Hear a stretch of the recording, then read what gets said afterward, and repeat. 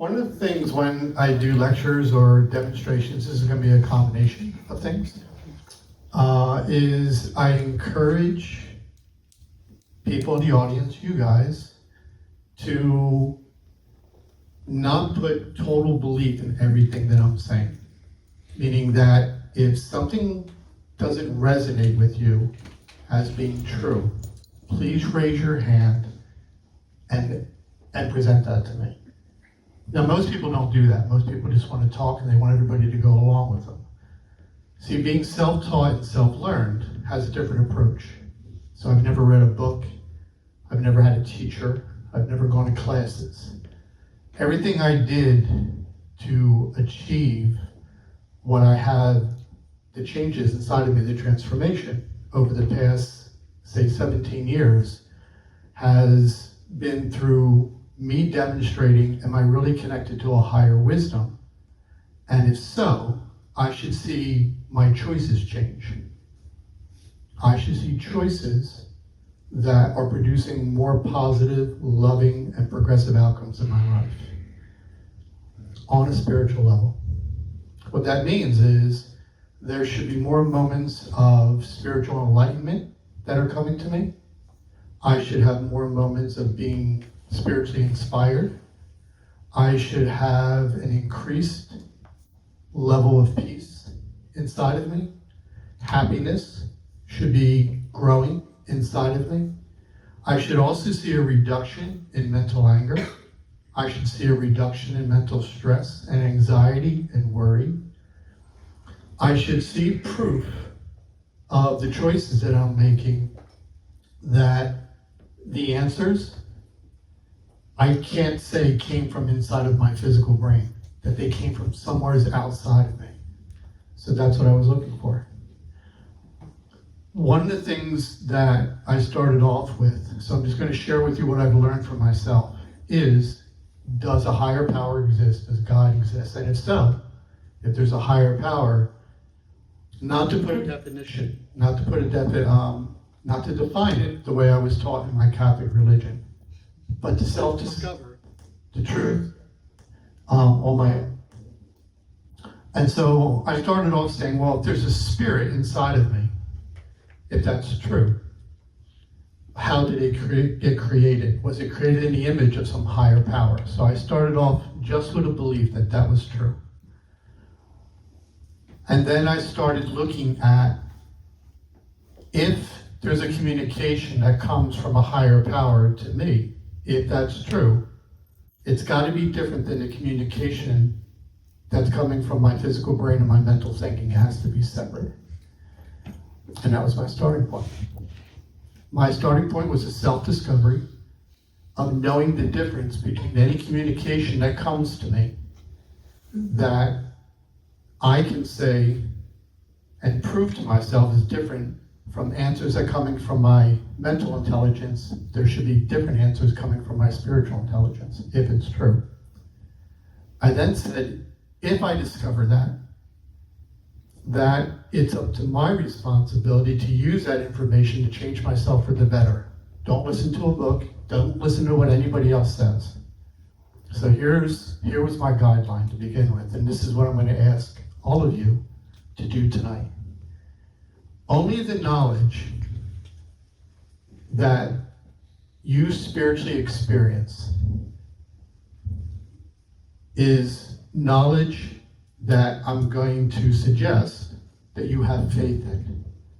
Meaning this: if a communication is coming to our spirit, then there should be some kind of response by our spirit, not our thinking, but our spirit. So here's what I'm going to ask you to do. The experience I'm looking for is this, and this was my guidelines. Something that resonated with me here. It had to be connected to a center, my heart, that's different than my center in my head. I would have to go and say, nope, that resonated with me here. There's something I sense, some kind of confirmation that I experienced here around my heart level, that I can say, oh, that was my spirit and not my thinking. Does that make sense? Awesome. There was two other guidelines that happened too. Is when I first started off, and this is for everyone. Not only does it have to resonate here, heart level, so that would be an experience that my spirit is having, that's not something physical. I had to go and say, well, are there different abilities that my spirit has than the physical part of me? If there was a spiritual intelligence in me, a spiritual presence, does it have its own abilities that I haven't had faith in? That I haven't been shown a courage for or a willfulness towards? Have I just been abandoning? And so when I started looking at the different experiences I had, it resonated within me. And then I said, there's moments where I know something is true. And I said, well, what's the opposite of that? And the opposite was when I mentally believed something could be true. There's a difference between a mental belief and what I spiritually knew. And there's moments where I just spiritually knew something. And even if everybody said, nope, that's not true, my response was, nope, I know it to be. And even if it doesn't make sense to people, there was a response and experience I'm saying on a spiritual level where I say, I know. Confirmation was an opposite response saying, well, I believe. I think, I believe. That's the opposite. So I said, oh, there's two different voices inside of me. One's confirming what it knows to be true. The other one's saying, I believe this could be true. Now, most of my life, I followed what I believed could be true. And that didn't work out for me very well. Following what you believe could be true is like a risk. You go down a life path where you're taking a risk with every choice that you make. And I noticed that the end of, like when I started choosing, when I said, well, I hope I believe this is true, I hope I believe this is the right choice. I would just say that, I hope. And most of the time it was wrong. And no matter how many times I followed that course of action, no matter how many times it proved itself wrong, I still went back to it again. So now I was following something different. In a nutshell, I was starting on a journey of, is there a oneness? Is there such a thing as spiritual oneness? Is that true? How about here? Does anybody ever have moments where you say to yourself, there's a spiritual oneness that exists? Does that make sense, anyone here? Awesome.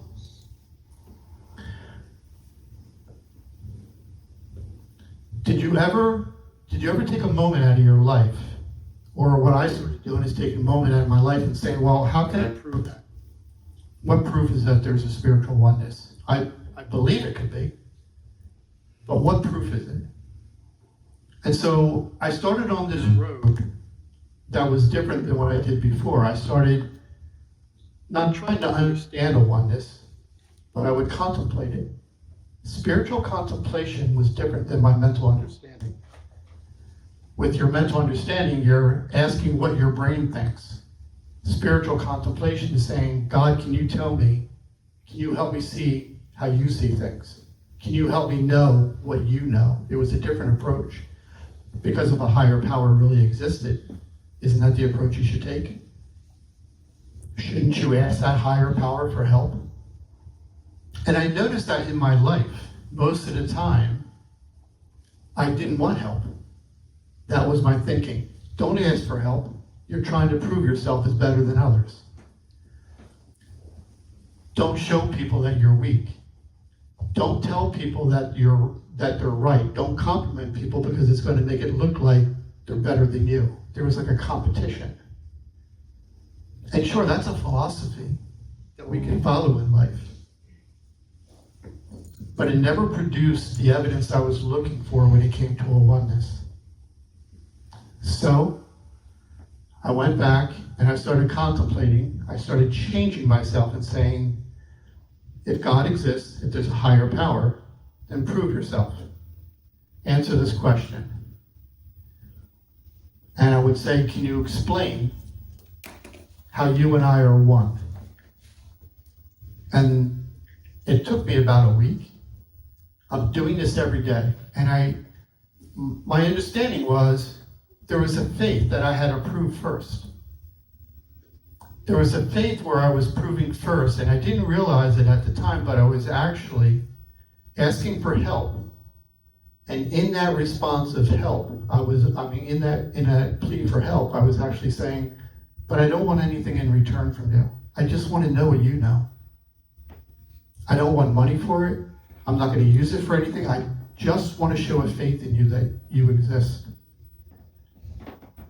And the coolest thing started happening, that I started getting these responses. It resonated as being true to me. The response I was looking for was something that I can say that didn't come from my head, that came from somewhere outside of me.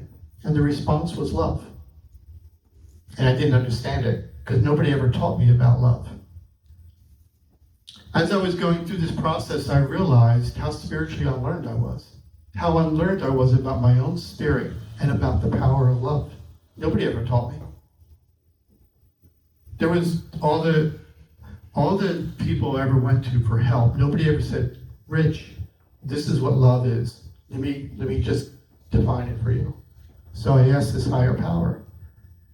And the higher power, over time, and you have to learn to interpret this language, because remember, it's being inspired to you. You're being inspired with a knowledge that doesn't come from you. So what's the opposite of spiritual inspiration?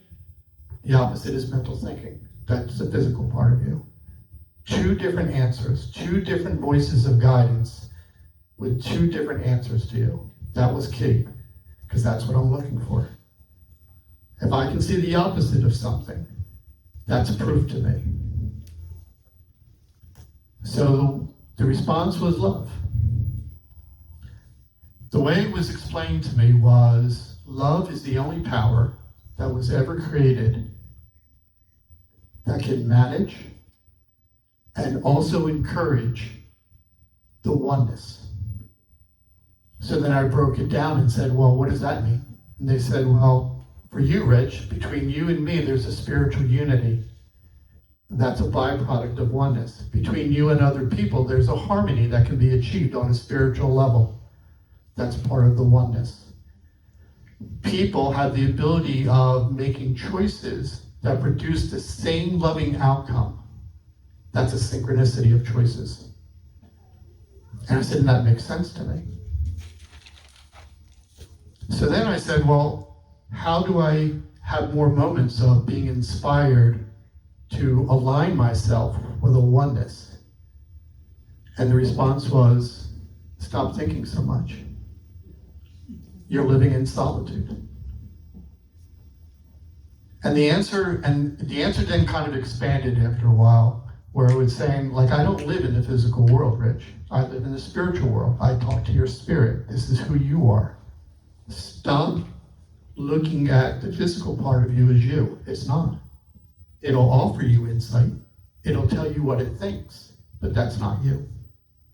So start not looking at it like you. Look at it as a separate voice, an unlearned voice. Like if you had a friend that was unlearned in your life, a family member who wasn't that intelligent, who lacked love or lacked wisdom, look at your physical brain as that. That's not you.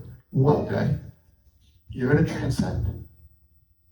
And I said, what does that mean? You're not going to need your physical thinking anymore. I said, well, is that true? And I started looking for proof. How many people have had past life experiences? How many people have written books about people that said, here, I died. I was physically dead. My brain shut down. There's been people that were born completely blind since birth. They could never see. But when they had a past life experience, they could see the entire room that they were in. They could tell you what everybody was saying. That shouldn't exist if it wasn't that we had a spiritual presence.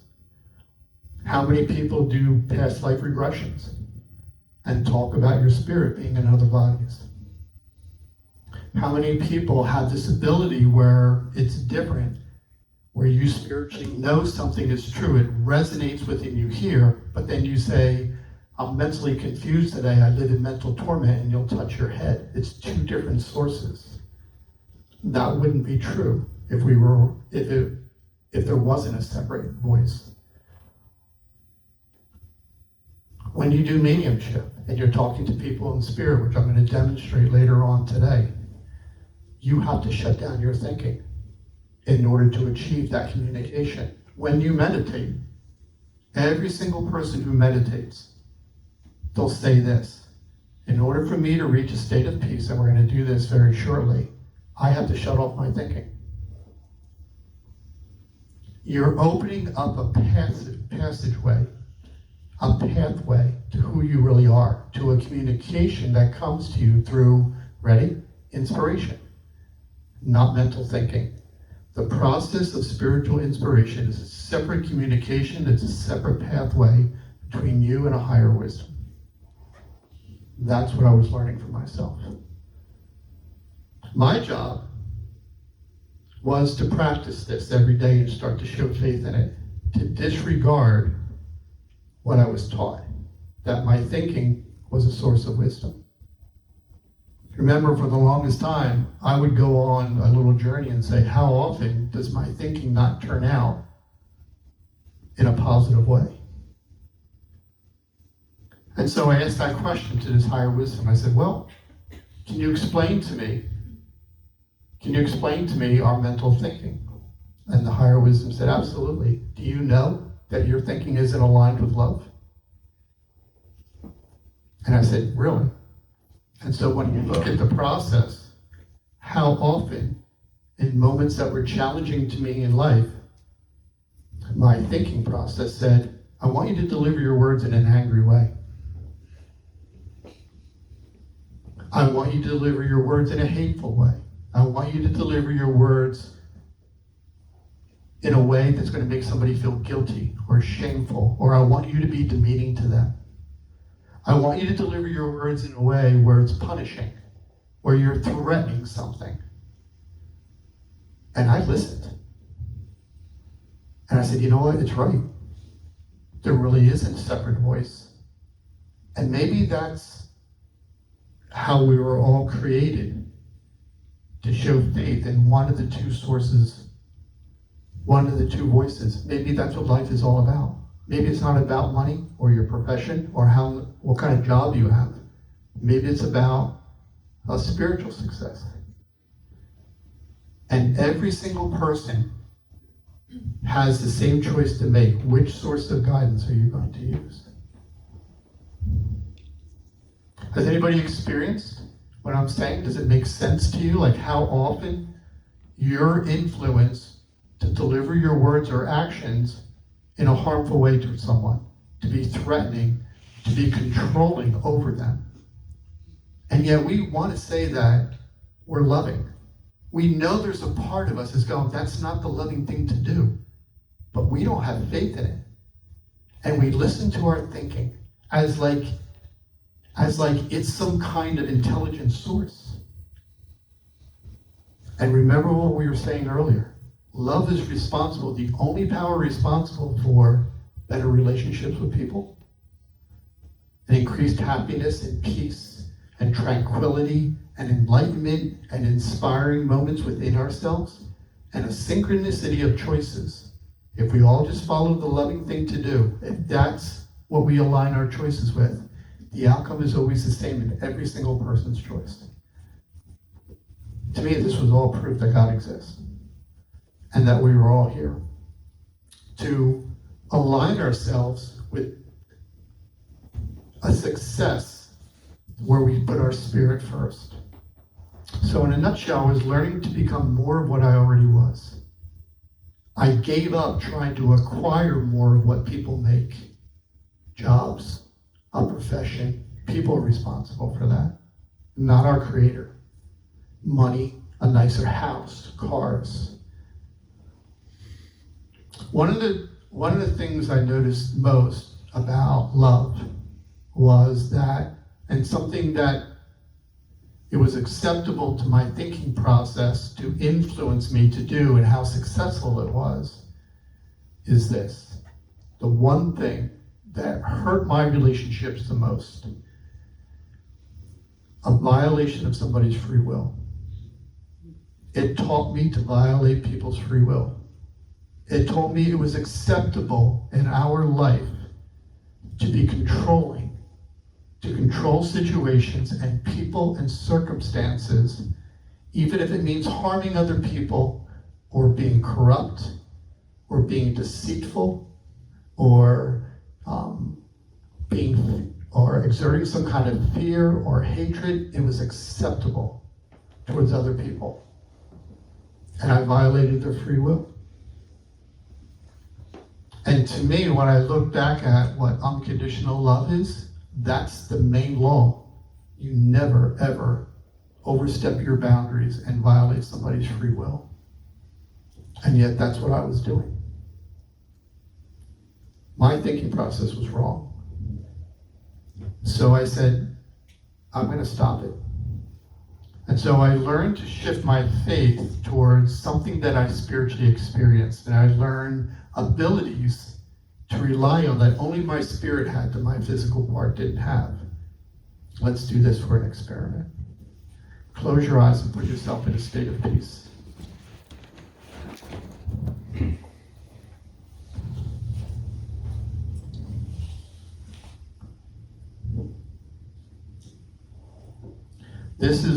This is how I started.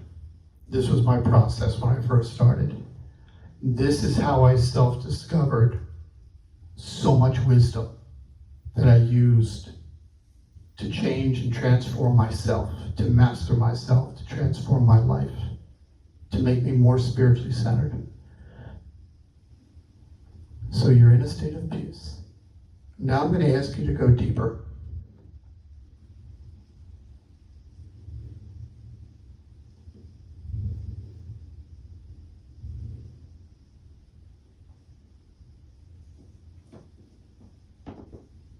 Now I'm going to ask you to go even deeper into a state of peace.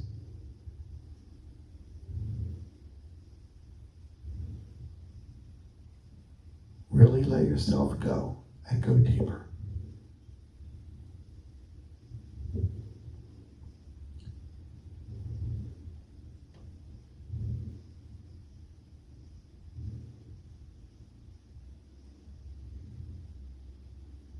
And go even deeper.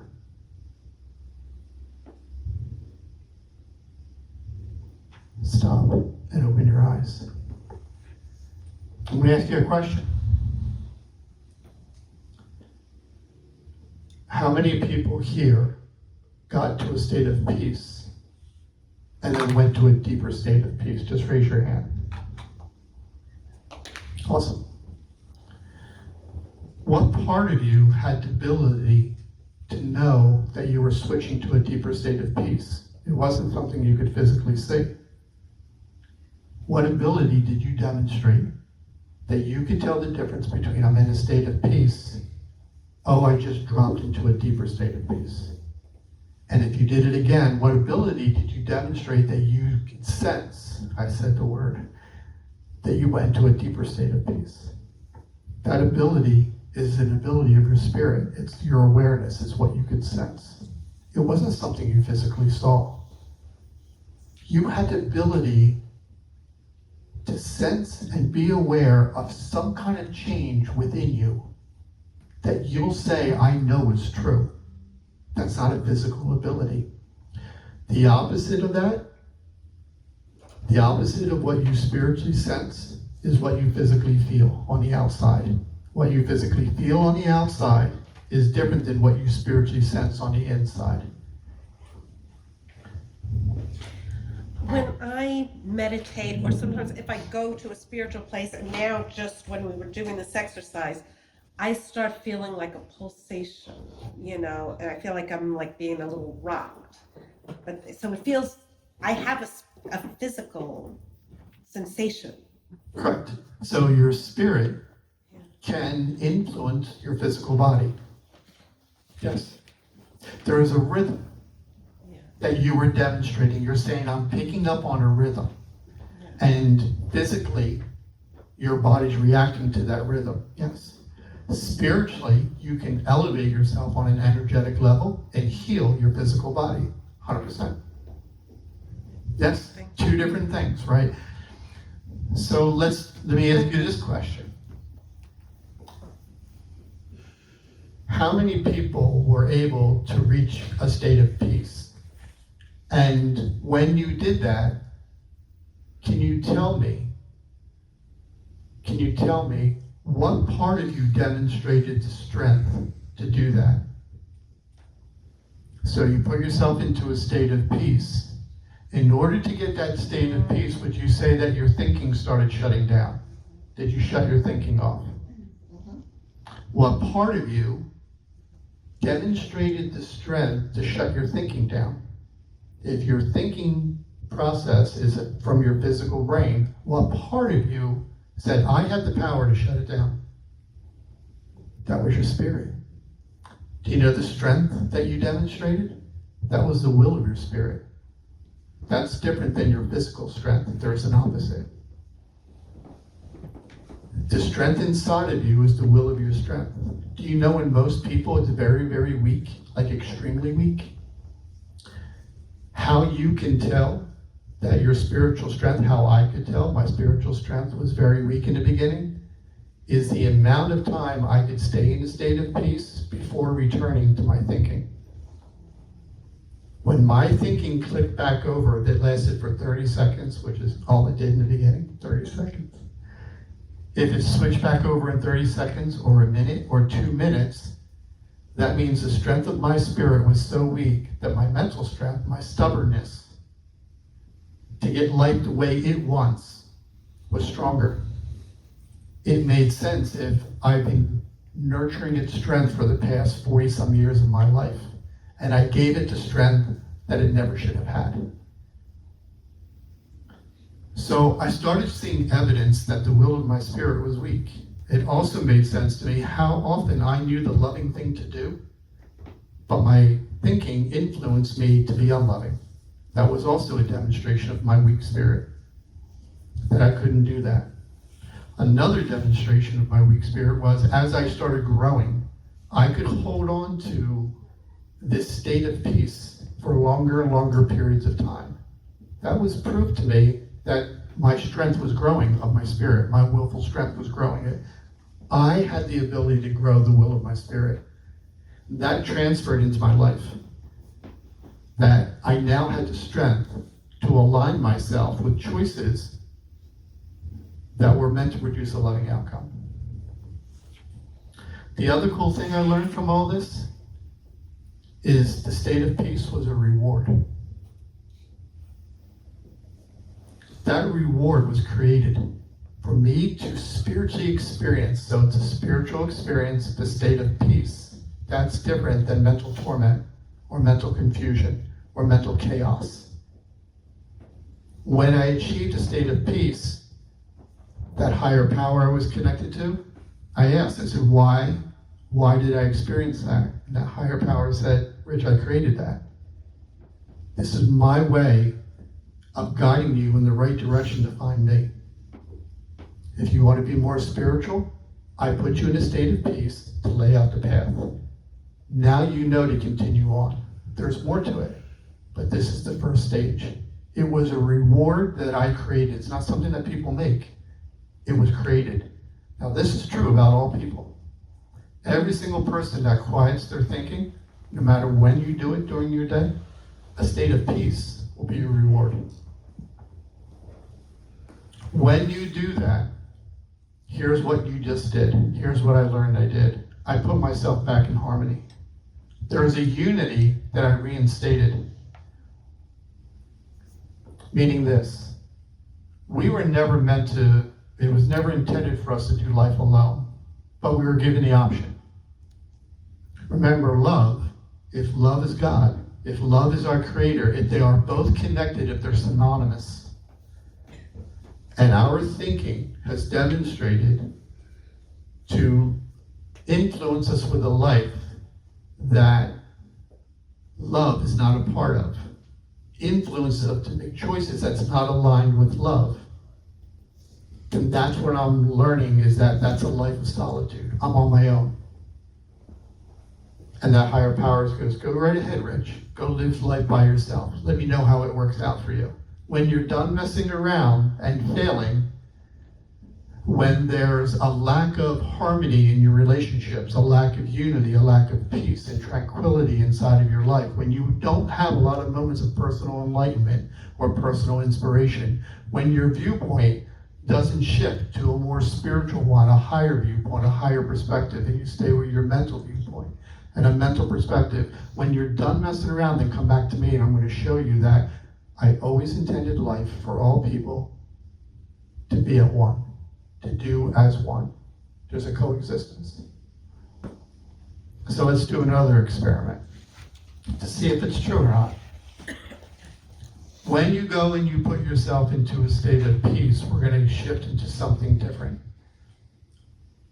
Now you understand your spirit, and one of your abilities is your awareness. Be aware of the different levels that you're traveling through.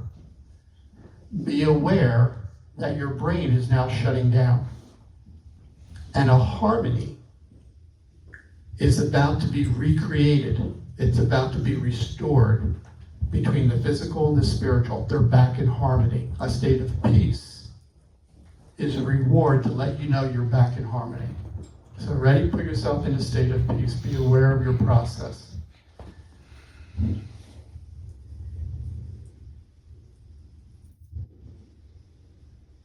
Go deeper.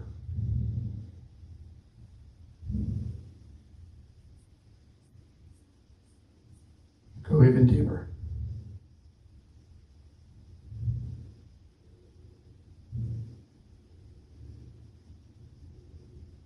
Now shift into a state of quietness. Disconnect from all physical sounds. None of it matters. Anything physical doesn't matter. Be spiritually quiet. Make yourself still, completely still.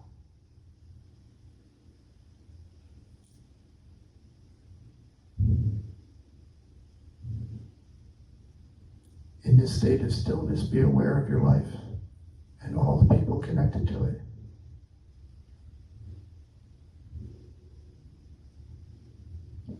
Where is your oneness the strongest? What do you love most and what do you love least? What do you love most about yourself? What do you love least about yourself? Let it talk to you. Let it tell you the truth. What people do you have the closest oneness with? And what people don't you have? Let it speak the truth to you.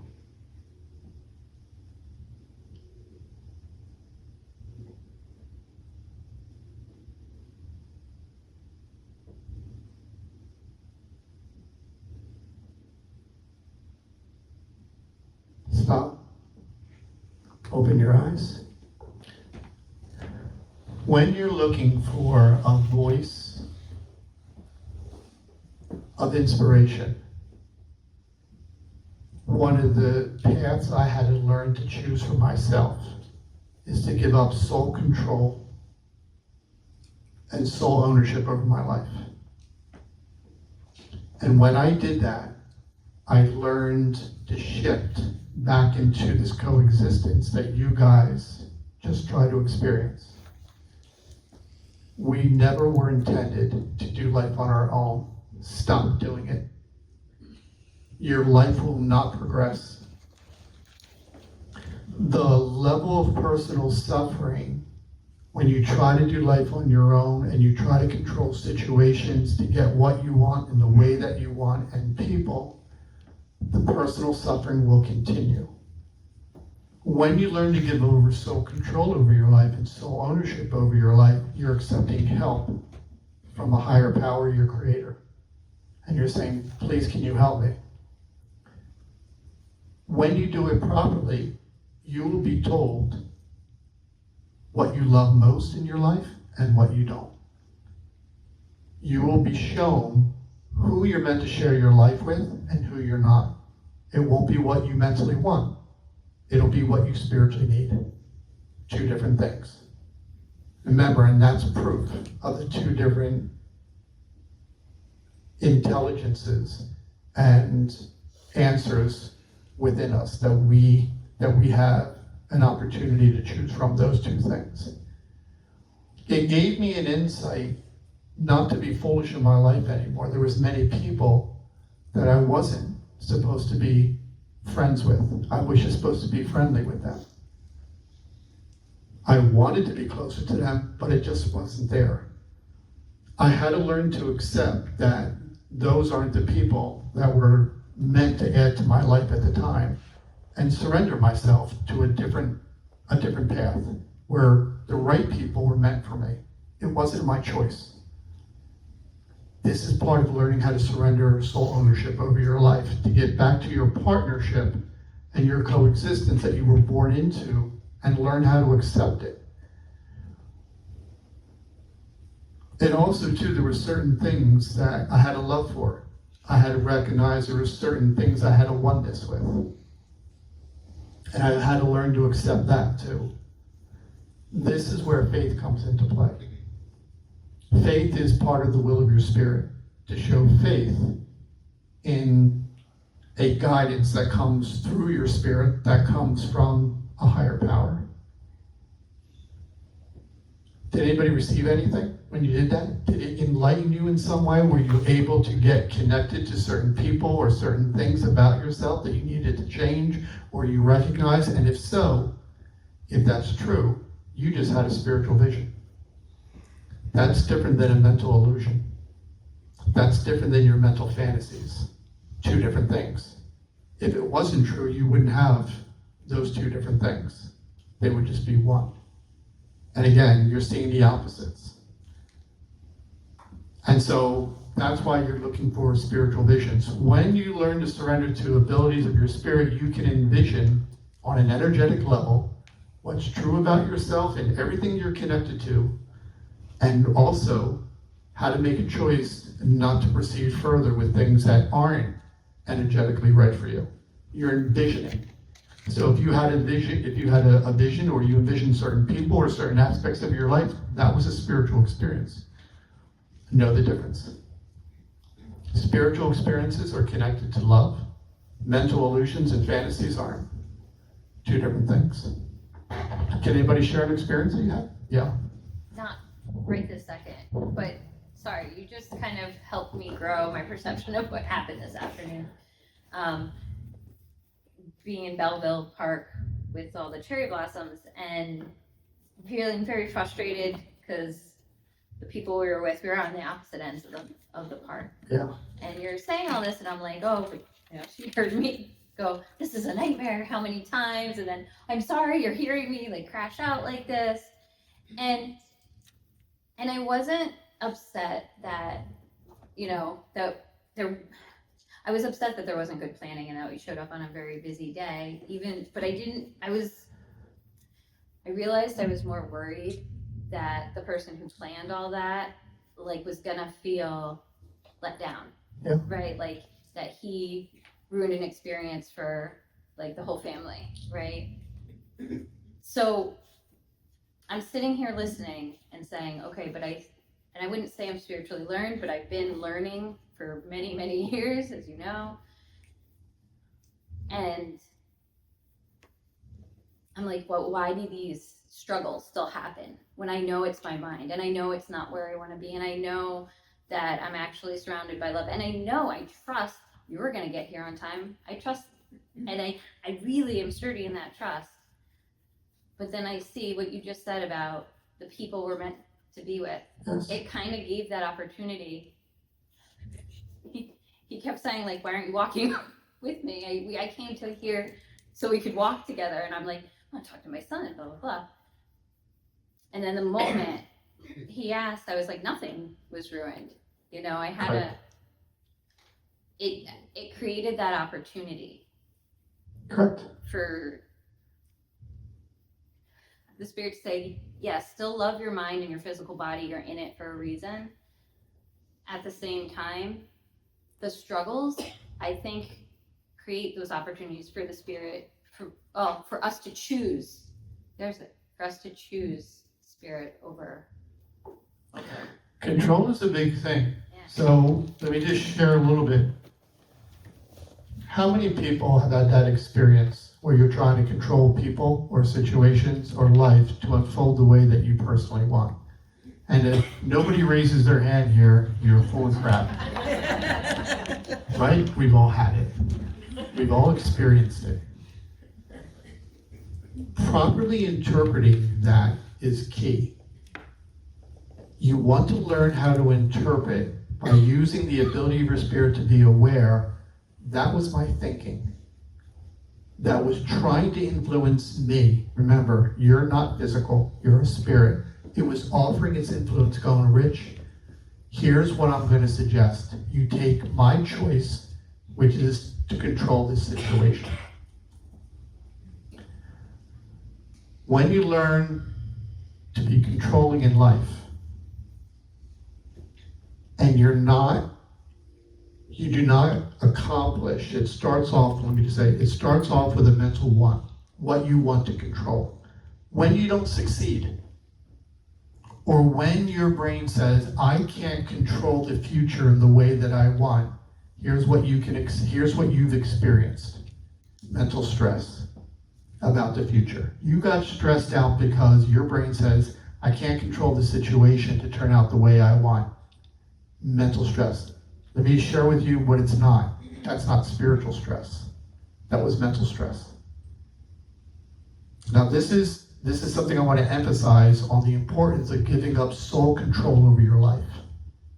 Here's you accepting a life path, a future where you're going to try to gain control so that you can get what you mentally want in the way that you want it.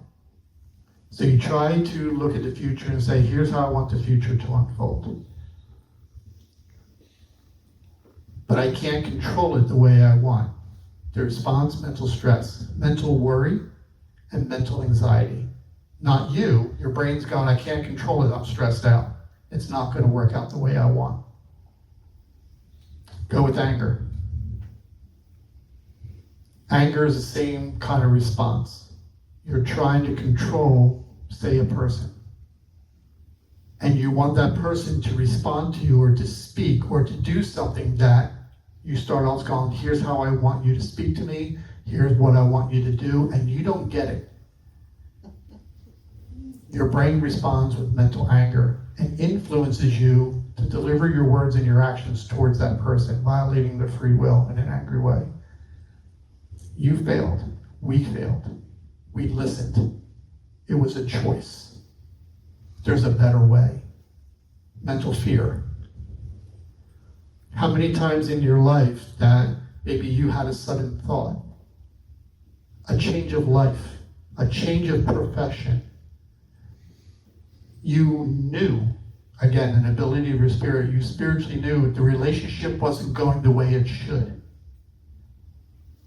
And you knew that something needed to be corrected. You needed to speak the truth about it. There was a job that you hated. Unloving experiences were happening. You knew there should be a change. Your mental thinking came in and created a fear, influenced you on purpose to doubt what you know, what change to make on a spiritual level. Your spirit was telling you, there's a lack of love here. Let's get out of it. There's another opportunity waiting for us. Your brain interfered and said, no, I want you to continue to suffer. I want you to stay in the relationship that's unloving to you. I want you to continue to have these experiences. I want you to stay at the job that is undeserving. You're not going to see a lot of promotions. I want you to suffer. And you'll listen. Because we don't have faith in love. The power of love is a voice of guidance. Always equate love as God's voice in our life. This is true for all people. We all know the loving thing to do. There's going to be certain professions, there's going to be a certain way we deliver our words and our actions that we're going to know if I say it in a loving way, there's a better chance it's going to work out, remember, where there's going to be a better opportunity of a harmony in the end, a unity, a synchronicity, because that's what love is responsible for. That's what we're looking to do. Remember, love is the only power ever created on a universal level. The only one exists, the only one that's offered to us, that if we align our words and our actions with an outcome that produces love, we're aligning our words and actions with an outcome that's going to increase our unity, our heart, our unity within ourselves, our happiness, a harmony between people, and a synchronicity. How is love a guidance? How many people are aware before you speak, you know the right words to say that are aligned with love? How many people can do that? Raise your hand because everybody can do it. Before you speak, you already know that's an ability of your spirit, that's not physical. You already know the right words, what to say. You already know those words when you deliver them. They can't violate somebody's free will. You can't tell somebody what to do. You can't demand that from them. You can't be in an angry way. Or, if you choose though, expect a decrease in your harmony with that person, a decrease of respect for that person in your voice. You can expect it. That's what you're signing up for, yes. So when you said, think of people that you love, and so I had my daughters, my grandkids, my sister maybe sometimes, but then I thought, wait a minute, but I have an attachment that's not really good. Like I want them to behave in a certain way. So thank you for bringing that up. Yep. Because so I have to get rid of the attachment and just come with love, and that's a lot of work. We're re-educating ourselves. We're becoming more spiritually learned. Nobody's ever told us about it. Everything that I'm sharing with you today, you can consider to be channeled from higher wisdom. What that means, it's universally true for every single person in the entire world. In the entire world, everyone has ever existed, and the future, if you quiet your thinking, and the part of you that can do it, that's the will of your spirit, a state of peace will be rewarded to you. That's true about every single person. Every single person in this world has two voices of guidance. It's because we're spiritual and we're here for a spiritual goal and a spiritual purpose. We're offered a voice of guidance that's not aligned with love, an opportunity to choose from. That's true about every single person in the world, especially people whose goals are anything made by people. Money, power over other people. That's all control. When you're trying to control, when you live a life based on your mental success, your mental thinking will say, my idea of success is having power over the people, more money than it's always a competition with other people. And I don't care if I have to be harmful or mean. I don't care if I have to lie. I don't have to be corrupt. That's all acceptable to your thinking. So if it wasn't true, if we weren't spiritual, we wouldn't say all that was true on a universal level. Everybody has anger. Everybody experiences anger. It's triggered the same way. It always starts off with you saying this, that's not how I wanted life to unfold. And you got angry at someone because somebody did something not the way that you personally wanted them to do it. Or you told somebody to do something and they didn't listen to you. It's always a violation of somebody's free will. It's always trying to gain control over a situation that you get mentally angry because you didn't get what you wanted in the way that you wanted. It's all your thinking going, I didn't get what I wanted, so I'm going to show you mental anger. Don't be a part of it. It's offering you a choice. The thing about love is, if you see a lack of fairness in your decision, that's not love. If you see a lack of equality in your decision, that's not love. It's one way of recognizing the power of love, that what it's intended to do, which is, again, a oneness. It's responsible for our oneness, our harmony, our unity within ourselves, harmony between people, and a synchronization of choices. Yes, you were going to say something? Oh, yes.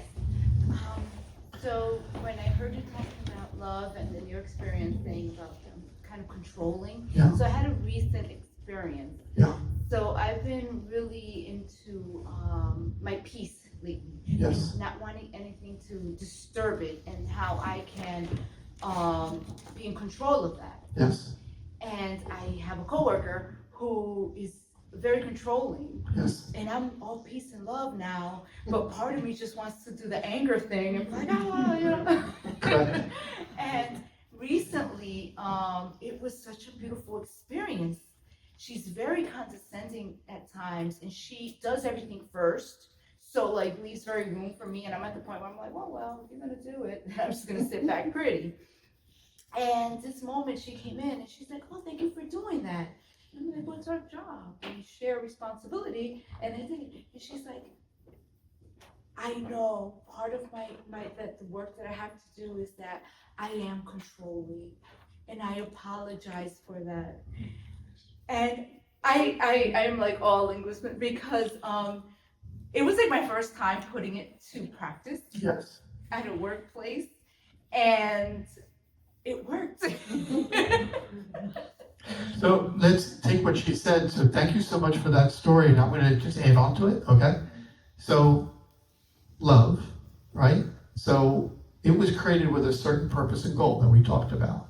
So let's put it to the test. What's evidence of what we can spiritually experience that gives credibility that love is responsible for oneness, which means unity, inner unity, personal harmony with other people, and a synchronicity. So let's take some of the experiences that we all have in life and recognize whether or not these experiences actually contribute to us, to our togetherness, to our oneness.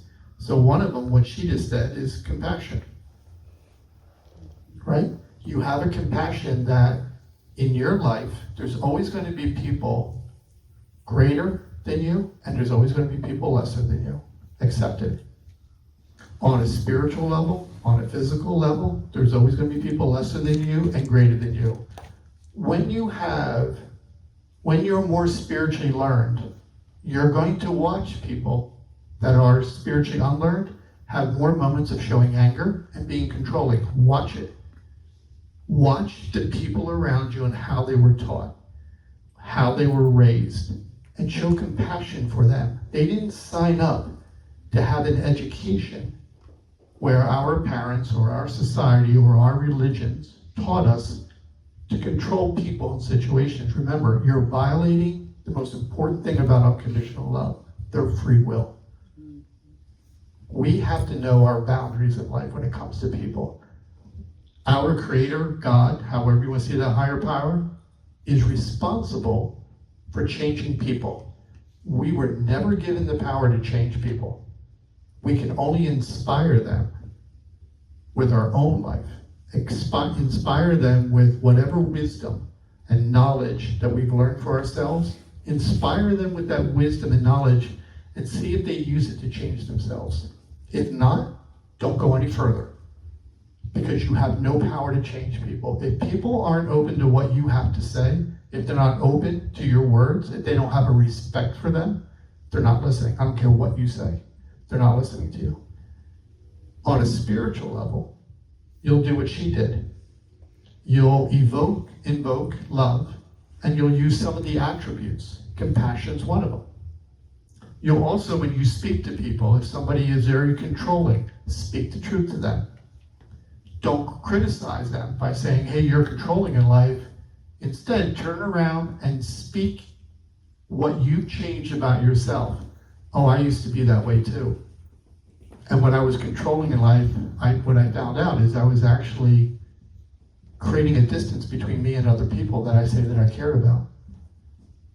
It actually didn't work. People weren't listening to me. So I learned to take away from, or to change myself from being controlling, to being more compassionate, to being more understanding. And that seemed to work. People listened to me more, which is all she ever wanted to begin with. She just wants people to listen to her, to acknowledge her. Remember how we're taught. Guaranteed her parents taught her that, to be controlling in life. Yeah, or our society, because we watch it all in our society. It's all about a competition. That's because people are thinking too much. They're spiritually unlearned. That's all it is. The bigger picture is you're a spirit. The bigger picture is that your spirit has a purpose and a goal here. There is a creator, or love wouldn't exist. You want to see the greatest proof to me that God exists? Explain love, and you'll see how it all fits, especially unconditional love. So compassion is one, right? What's another word, a spiritual experience that we have that you'll say that we'll all agree with, promotes or encourages our oneness or our harmony with other people? What's another word we can use? What's another experience that we have? Now, if you turn to your brain and ask you this question, your brain won't give you an answer for it. It's the coolest thing. You'll start to think, and your brain goes, yeah, I can care less about any of that, because I'm not aligned with it. So you won't have an answer. How many times in life that happens to us? When we think too much, we don't have answers. Your brain is incapable of giving you spiritual answers. And that's what we need in life. It's not capable. It was never given the power to give you spiritual answers. It has no alignment with what we consider to be higher wisdom. It's gone. That's why you have to meditate first, or put yourself in that state of peace.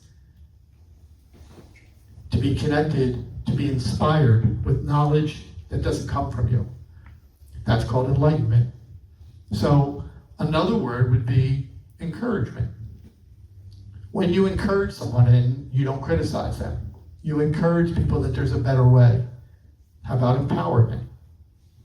Those two things, empowerment, encouragement, that promotes a oneness, a harmony that doesn't violate anybody's free will. I have a question, Yeah. a point of clarification. Yeah. So like, when you're saying like anger and stuff, Yeah. I do feel like emotions just happen Yeah. sometimes. Can I So- give you a microphone? Okay. Is that other me? Thank you. So when you speak of anger, Yeah. you're not speaking, this is a point of clarification. You're not necessarily speaking of the emotion that just rises, but you're speaking then like about the choice to stay in that emotion being a mental thing. Like, because what do we do with these emotions that rise, or if there's any other stresses on our physical being that's going to impact that piece, even if we spend a lot of time cultivating it. So yeah, I just wanted to clarify what you meant when you say like anger, that initial thing even. When we, what I learned for myself, I only share with you what I've learned for myself. When you shift, when you transform yourself and you place yourself back in balance. So we call it meditation. So when you meditate, all you're doing is shutting down your brain, and you're not trying to, but a state of peace now you get rewarded with. Can you keep that 24/7? No. That's not true. 100%. Because we choose to put ourselves in a state of meditation, and we're taught, okay, you meditated, now go back to your old ways. Start thinking again. Why? So when I started doing this, I looked at myself and I said, I don't want to minimize God. I don't want to minimize what my spirit is capable of doing. If there really is this power that created love, and it's true about all people, and there's really some intelligence behind that creation. So love was created. Whatever the living intelligence is responsible for that creation, that's God to me. And I don't put any definition. I don't define it other than that. So there's a living intelligence that's responsible for the creation of love and the creation of us. What I do know is that the will of my spirit, when I nurtured its strength, I was able to keep myself in a state of peace for longer and longer periods of time. And I got to the point where I don't know how to think on my own anymore. It doesn't happen. In saying that, what if we were taught when we were kids? What if you had spiritually learned parents, and you're very pure of spirit, and everything is about love in your life? What if they just continued on with that as you were growing up? What if the ability of being aware, your spirit's ability of being aware and knowing and sensing, and these moments of enlightenment and inspiration was the path that we were all supposed to take and be taught when we were kids? And we were able to stay in a state of peace all the time. What if that was always our intention, but we just live in a spiritually unlearned world and taught by spiritually unlearned people? That's what was shared with me. We were just taught incorrectly. Can you teach someone when they're first growing up, can you teach someone how to be unloving and that's how they live their life? Absolutely. And how many people grow up with parents or whoever is in charge of them who have that unloving influence in them, and kids are taught to be unloving to themselves. So they turn to drugs and alcohol because that's part of learning. I was taught to be unloving to myself. And you have to look at it as an energetic level. Like everything is about an energetic level. And even if my parents don't tell me anything, I learn from what they demonstrate. So if my parents have a bad day at work and they turn to alcohol, they're telling me when things are challenging in your life, go take a drink. That's what they're telling me. When things are challenging in your life, raise your voice and be controlling over other people because it'll make them back down. That's what they're teaching me. When you come home from work and you're all stressed out and you're cursing at other people because you don't have answers, that's what I'm taught. I'm taught I just ridicule other people, like not in their presence.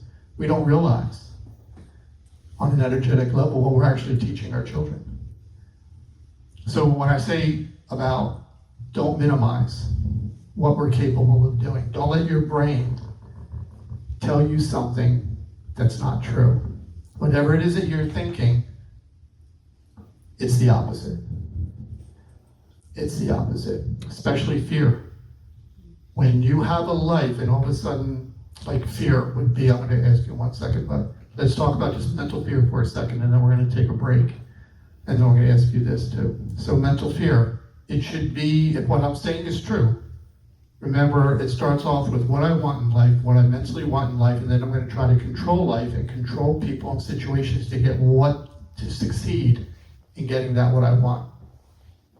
Fear is a tactic, a mental tactic. Anger is a mental tactic. It's used by our thinking process to say we're going to use this and this and this that's not aligned with love, and we're going to use it to control situations. At the very same time, it's also going to influence, it's going to use the tactic of fear to talk you out of spiritual growth.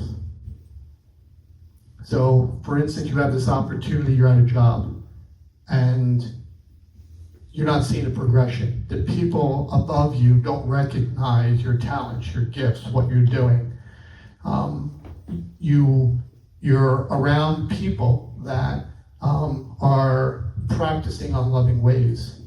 And you can sense that your presence shouldn't be there, but then your brain is going to create a tactic of fear and go, you're never going to get a better job, it's not going to work out, and come up with all these reasons. And you listen. But spiritually, that lack of love that you're experiencing that's telling you not to be here or not, you're not listening to that voice. You don't recognize it as a true voice of wisdom. Nobody's ever taught us that, and that's exactly what's going on. So all of a sudden you go home one day and you turn on the TV and I don't know, you see something that resonates with you. And it's in your job profession or it's in your area. You don't even know that's a spiritual communication. That experience you're having that something's resonating with you is telling you there's an opportunity for you. You don't recognize that as a true spiritual guidance, voice of guidance. But that's exactly what it is. When you get an awareness, you're at your job and all of a sudden you see someone speaking about other opportunities at a different place, you don't look at that as an intervention on a spiritual level trying to tell you that there's other opportunities for you out there. You don't recognize that because your brain talks you out of it. It creates a fear. It's not going to work out. You're not going to get a better job, and on and on and on, and you listen to it. So the only way of stopping all of that is transitioning yourself, because like I said, if it wasn't true, mental fear wouldn't align itself with what we talk about control. How your life, when you try to control it and you try to control situations, you're removing yourself from a coexistence and a co-partnership and an alliance that's trying to guide you differently. In a nutshell, I'm going to share this with you. Your life was always intended to work out. And you listen to the wrong voice. When you think, and that's outside of the flow of love, you can't expect loving experiences to come into your life. You can't expect an increase in harmony if you're not doing your part. But from the get-go, if we were taught properly, if we were spiritually learned, we would have been taught all of this that we're talking about. We would have known never to violate somebody's free will, like what Chris was saying. Like I had to stop applying myself as a person who's gone, but I want this from you. Stop it. Somebody told us that when life naturally unfolds on its own, that's not a good thing. It's actually the best thing. It's actually when you don't interfere with it. It's actually when you take on a role and you go, okay, my choice is really simple. I'm going to wait to be inspired. I'm going to wait to, something's going to resonate with me. I'm going to feel enthused about that. That's a spiritual experience. When I get enthused in this direction, when I have an interest over here, all of a sudden I turn and I go, I don't know why, but something draws me to you. We all have these moments. I get drawn to you, I get drawn to this. I feel an attraction here. That's a spiritual experience. Start to recognize it as such. Start to show faith in it. Our life is constantly being guided to a certain direction with certain people on a certain path. And we've been messing it up because we're saying we don't want to listen to that. Nobody's ever told us that's a higher wisdom speaking to us. I'm going to go back to thinking. So what happens is this, is when you learn to surrender soul control and ownership over your life, you take this journey, courage, that you're going to have to demonstrate because you're shifting and transferring. And when you do, you're going to have less moments of mental anger and mental fear and mental stress. It goes away because you're not asking for its help anymore. It goes away. It's the coolest thing. You have a passion for writing, correct? Right? You just get drawn to it. There's an attraction to it. That's not something you chose. It's something that she listened on an energetic level going, I don't know why, and that's what you're listening for. Your brain will always come up with reasons. Here's the reasons why we should do this. On a spiritual level, when we're being inspired, inspiration works where there's no reasoning behind it at all. You'll just say, I don't know why. I know I'm supposed to do this. That's how you know how oneness works. When you're one with something, there's no reasons for it to convince you. It's just true. It's so simple. And that's all you have to recognize. Remember, spiritually unlearned. I just learned that I was very spiritually unlearned about myself, that I've been living a life where I've been interfering and causing myself to suffer less. And when I stopped doing that, that's when a total shift happened. Well, we're going to talk about the second half. You're going to see me do a demonstration of talking to people in spirit. And it's based on love. It's based on me learning to quiet my thinking, to access a communication, a oneness, and me asking them for their help to communicate their words to you. It's no big deal. Everybody can do this. Everybody does do it. And so you're just going to see me demonstrate it more. And this is something I've been doing for 15 years. It's the same thing with medical intuition. I did events where people would show up to the events and I would just pick people and say, your liver was removed.